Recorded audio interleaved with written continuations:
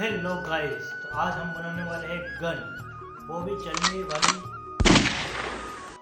तो सबसे पहले हम गन बनाने के लिए हमें चाहिए 2 बोतल, ठीक है। उसके बाद चाहिए हमने एक लाइटर और एक पेन और साथ में फेविक्विक। उससे भी एक मेन चीज़ है कार्बेट, जिसे कैल्शियम हाइड्रेट बोलते हैं, ठीक है। ये आपको वेल्डिंग वाले की दुकान पर मिल जाएगी, ठीक है। तो हम वीडियो को शुरू करें उससे पहले आप सब जल्दी से फटाफट सब्सक्राइब कर लीजिएगा और बेल आइकन को आइकन सेलेक्ट कर दो, जिससे वीडियो का नोटिफिकेशन आपको मिल सके। और चलते वीडियो को शुरू करते हैं।